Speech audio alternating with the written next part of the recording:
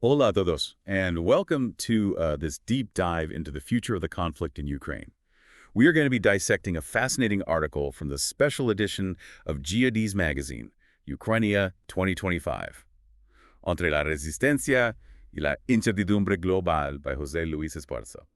And to help us navigate this complex landscape, we have the expertise of, well, an expert. It's a pleasure to be here. Geopolitics, defense, security. Let's just say this conflict really hits all my buttons. Perfect. What really caught my eye about Esparza's piece is how it encourages us to really look at the war from the Ukrainian perspective. It's a perspective, honestly, that can sometimes get lost in the daily barrage of news. Exactly, and that's where its value lies. José Luis Esparza, with his sharp vision, reminds us that understanding how Ukraine sees this conflict, their history, their strategies, it's essential to really grasping the current situation. So let's start at the beginning then, the historical context.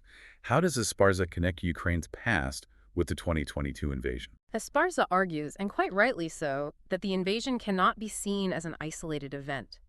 It's the culmination of centuries of tensions and interference from Russia.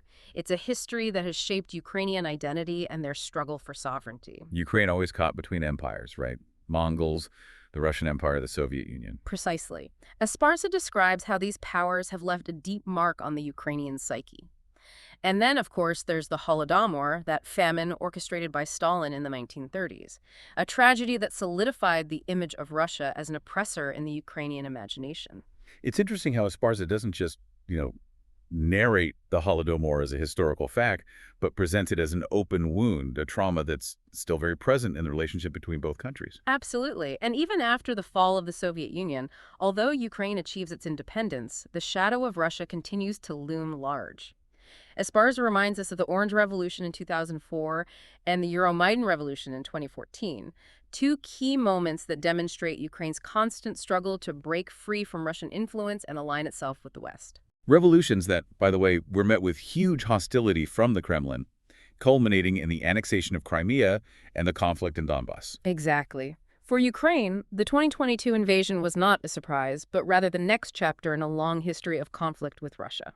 Esparza helps us to understand that this historical perspective is absolutely crucial to understanding the strategies that Ukraine has implemented to face the current situation. Strategies that, as Esparza describes, are being developed on two main fronts: the political and diplomatic front and the military front. Two sides of the same coin, right? Diplomacy as a tool for building alliances, and military force as a means to defend themselves. Exactly.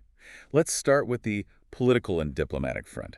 What are the key points that Esparza highlights? Well, internally, Esparza underlines Ukraine's commitment to national unity and reforms. They are seeking to consolidate their democracy, strengthen the rule of law, and get closer to the EU. It's a way of saying to the world, we are different from Russia, this is our path. A powerful message, without a doubt. And internationally, how has Ukraine moved on the diplomatic chessboard? Esparza highlights the importance of Western support, especially from the European Union, which has been fundamental to Ukraine's survival. The financial and military aid has been crucial to resist the Russian invasion. However, the author does not ignore the uncertainty generated by the new U.S. administration with the return of Donald Trump. The Trump factor, always an unknown, right? His ambiguous stance towards Russia and his unpredictable foreign policy add a layer of uncertainty to the equation. Without a doubt. And Esparza analyzes this with great insight, showing how this uncertainty forces Ukraine to diversify its alliances. He mentions the rapprochement with countries like France, Germany, UK, Japan, and Canada, seeking security guarantees through NATO and the UN. It's a smart strategy to not put all your eggs in the American basket, so to speak. Exactly. Esparza shows us how Ukraine, despite the difficulties, is playing its cards shrewdly on the geopolitical chessboard. And despite the uncertainty with the U.S., Esparza makes it clear that joining the EU and NATO remain key objectives for Ukraine. Yes, those memberships would provide them with the long-term stability that they so desperately need. And Esparza also talks about an effort to isolate Russia on the international stage.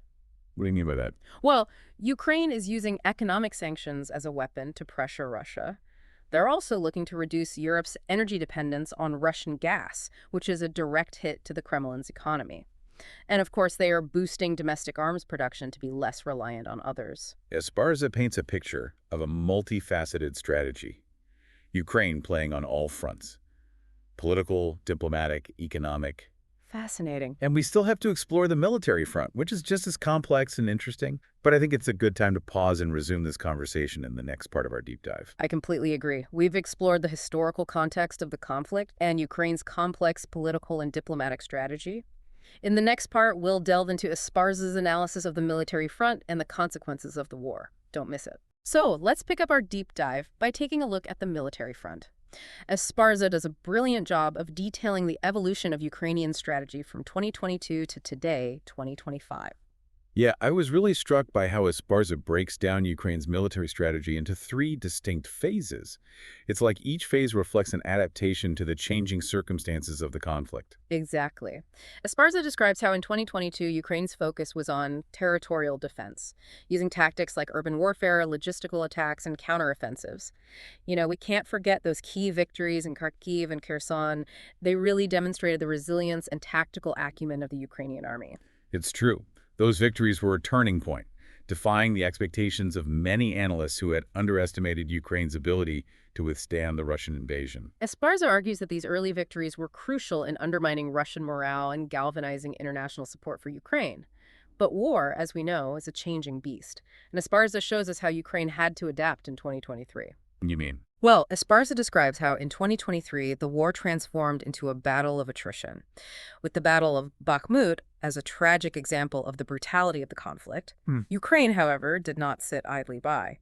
Esparza highlights how they began to utilize drones and missiles in a more strategic way, targeting key objectives and wearing down the enemy. It's fascinating how Esparza connects the evolution of military strategy with the availability of new technologies.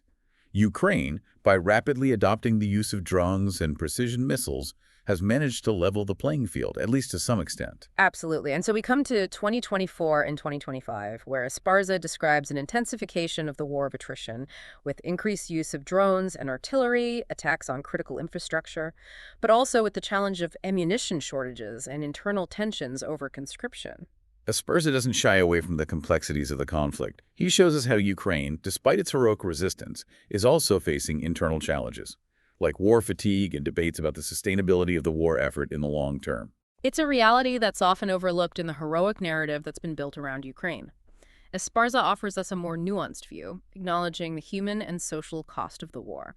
And at this point, in 2025, the Ukrainian strategy, as Esparza describes it, is based on sustained territorial defense, long-range attacks into Russia, solidifying alliances with the West, and developing its own domestic arms production. It's a long-term strategy, seeking to wear down the enemy, strengthen their own position, and keep up the pressure on Russia, both on the battlefield and in the international arena.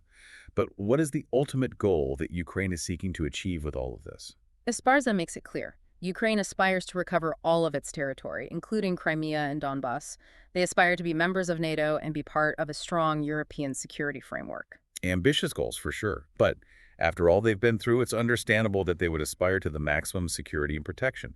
However, we cannot forget the human and economic cost of this war. How does Esparza address this aspect? Esparza dedicates a significant part of the article to analyzing the devastating impact that the war has had on Ukraine. And he doesn't mince words. He talks about a GDP contraction of over 30% since 2022, a figure that reflects the magnitude of the economic destruction. That's a staggering figure. Imagine what that means for the Ukrainian population. Job losses, poverty, uncertainty. And the destruction of infrastructure is massive. Roads, bridges, hospitals, power grids. Esparza reminds us that the reconstruction of Ukraine, when the time comes, will be a titanic task. And to this, we must add the humanitarian crisis with millions of refugees and internally displaced persons. Esparza speaks of over 8 million Ukrainians in Europe and another 6 million inside the country. A human tragedy of immense proportions. Esparza sensitively describes the drama of forced migration, the integration problems in host countries, and the demographic void that is being created in Ukraine. And we cannot forget the psychological impact of war. Esparza talks about fatigue, the debates about the sustainability of the conflict, and the effectiveness of conscription. It's inevitable that a protracted war will generate emotional and social wear and tear. Esparza does not romanticize the Ukrainian resistance. He shows us the tensions, the discontent, the fear that are also part of this tragedy. And on top of all this, Ukraine is increasingly dependent on international aid. mainly from the US and the EU, to avoid a financial collapse. Exactly. And this is where the uncertainty we mentioned before comes into play with the arrival of Donald Trump to power in the U.S. Esparza analyzes how this new administration raises doubts about the future of support for Ukraine. Let's remember that Trump has always been ambiguous in his stance towards Russia, and during his first term, we already saw how he conditioned aid to Ukraine on his own interests. Exactly. Esparza describes the divisions within the U.S. government, with some sectors in favor of maintaining aid to contain Russia and others seeking to reduce it to focus on domestic issues. And Trump has made it clear that aid will be conditioned on progress on the battlefield and the fight against corruption in Ukraine. Which puts enormous pressure on Ukraine. It could weaken their military capacity if U.S. aid is reduced, and it would give Russia an opportunity to intensify its attacks. Ukraine is forced to walk a tightrope, trying to balance the need for Western support with the unpredictability of U.S. politics. And this brings us to the last point that Esparza analyzes, the future scenarios of the conflict. What are the possibilities that he envisions, taking into account the uncertainty with the U.S.? I was just going to ask you that. What does Esparza tell us about the future of this war? Well, Esparza, with his usual analytical ability, lays out three main scenarios. The first is a partial victory for Ukraine with sustained Western support. This would involve the recovery of some of the lost territory, but not necessarily Crimea and Donbass. And the second scenario? A frozen or low-intensity war with a precarious ceasefire and constant tension along the line of contact. This would leave Ukraine in a vulnerable situation and with the latent threat of a new escalation of the conflict. And finally, the most pessimistic scenario. A forced agreement with territorial concessions from Ukraine, where Russia would keep part of the conquered territory. This would be a defeat for Ukraine and a blow to European security. Three scenarios with very different implications for Ukraine, for Europe, and for the world order. It's clear that the future of the conflict is full of uncertainty. And this is where Esparza invites us to reflect. Beyond geopolitical and strategic analyses, there is a human dimension that we cannot forget. What do you mean? That this war, in the end, is about the suffering of millions of people, broken families, lives cut short by violence. Esparza reminds us that behind the figures, the maps, and the strategies, there are stories of pain, resistance, and hope. It's a reminder that peace is not a given, but something we must constantly strive for, and that solidarity with those who suffer violence and oppression is a moral obligation for all. Totally agree. And the best way to honor the victims of this conflict is to understand its causes, analyze its consequences, and work towards a future where peace and justice prevail. Okay, so let's get back into our deep dives here. We've been analyzing the war in Ukraine from these kind of historical and strategic perspectives, but as Esparza points out, this conflict has ramifications, that extend far beyond Ukraine's borders. Exactly. Esparza doesn't just, analyze the conflict in itself. He puts it in this global context, showing how this war is actually reshaping the world order. So what are those global repercussions that Esparza highlights? Well, one of the things that I thought was most interesting is how the war has really laid bare the fragility of the European security system. NATO, which for decades, was the guarantor of peace on the continent, is now facing its biggest challenge since the Cold War. It's true. I mean, the Russian invasion has been a real wake-up call for many European countries who, maybe had forgot about the possibility of a large-scale war on their own soil. And this has led to accelerated rearmament in Europe, with countries like, Germany, France, Poland significantly increasing their defense budgets.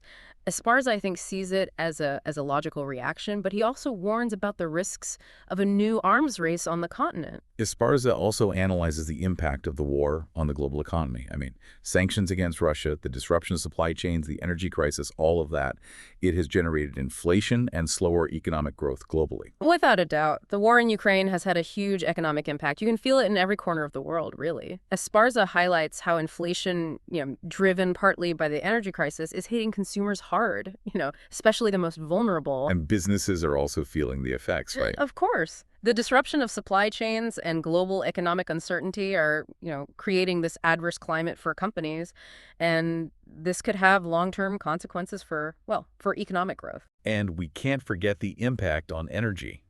Europe, which was heavily dependent on Russian gas, has been forced to look for alternatives. It's accelerating the transition to renewables, but also turning to suppliers like the United States and countries in the Persian Gulf. This shift in the global energy landscape, this is one of the key points that Esparza highlights.